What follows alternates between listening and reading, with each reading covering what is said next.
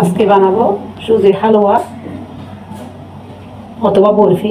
আপনারা খুব সহজেই বানিয়ে নিতে পারবেন। হ্যালো, আসসালামু আলাইকুম। কেমন আছেন সবাই? আশা করি সবাই ভালো আছেন। আলহামদুলিল্লাহ আমি ভালো আছি। দেখুন, দেখতে কত সুন্দর হয়েছে হালুয়াটি। আপনারা এই রমজান মাসে শবে কদরের সময় এই হালুয়াটি খুব সহজেই বানিয়ে নিতে পারবে। আশা করি সবার ভালো লাগবে। দেখুন, দেখতে কতটা দানাদার। এই হালুয়াটি একবার হলো বাসায় বানিয়ে দেখবেন। এবার যাব মূল রেসিপিতে। হালুয়াটি বানানোর জন্য আমি একটা প্যানের মধ্যে ঘি দিয়ে দিচ্ছি। ঘিটা গরম হয়ে আসলে আমি সুজি দিয়ে দিচ্ছি। এরকম গরম অবস্থায় দিতে হবে। 2 কাপ দিয়ে দিলাম। ভেজে নিব। সুজি মোটা দানা অথবা চিকন দানা বাজারে পাওয়া যায়। এরকম ভেজে নিলে দানাদার হবে। জালটা আমি মিডিয়াম টু লো হিটের মাঝে রেখেছি।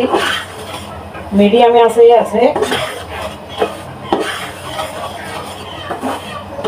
আমি নেড়ে চুরিটা আমি ভালো করে ভেজে নিব। আমি 5 মিনিট ভেজে নিয়েছি। দেখুন দানাদার হয়ে গিয়েছে। এই অবস্থায় আমি দুধ দিয়ে দিচ্ছি। আপনারা নর্মাল পানিও দিতে পারেন। আমি 2 কাপ সুজির জন্য 2 কাপ দুধ দিয়ে দিলাম।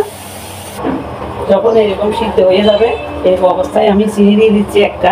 আপনাদের পছন্দ মতো মিষ্টিটা আপনারা দিবেন। এবার মিক্স করে নেব।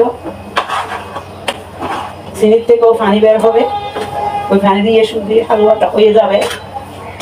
এবার দিয়ে দিচ্ছি এলাচের গুঁড়া 1 চা চামচ।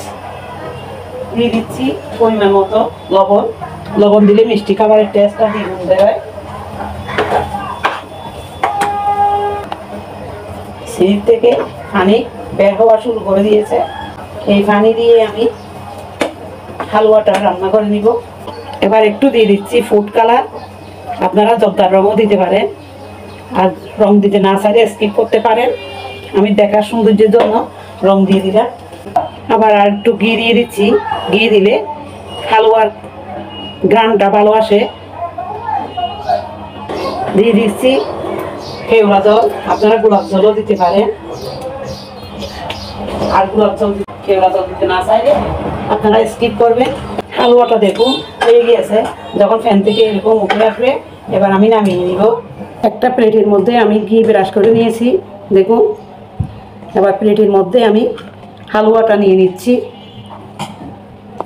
সম্পূর্ণ হালুয়া আমি একটা প্লেটের মধ্যে নিয়ে নিলাম। এবার সেট করে নিচ্ছি। আমি একটা প্লেটের মধ্যে সেট করে দিলাম। এবার আমি কিছু ড্রাই ফ্রুট দিব।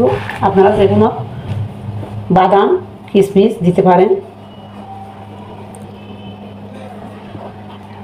আমি এবার বাদামগুলো লাগিয়ে নিয়েছি। এবার আমি 10 মিনিটের জন্য ঠান্ডা করতে দিব। 10 মিনিট ঠান্ডা করে নিয়েছি। হালুয়াটা আমি আমার পছন্দ মতো কেটে নিচ্ছি। আপনারা বাড়িতে সবে কদরের সময় সবে বরাতের সময় এই হালুয়া অথবা বরফিটি সুজি বানিয়ে নিতে পারবে। দেখুন, দেখতে যেমন সুন্দর হয়েছে খেতেও অনেক ভালো লাগে। এভাবে বানালে আপনারা বাড়িতে খুব সহজে বানিয়ে নিতে পারবেন। আশা করি সবার ভালো লাগবে। সবাই ভালো থাকবে।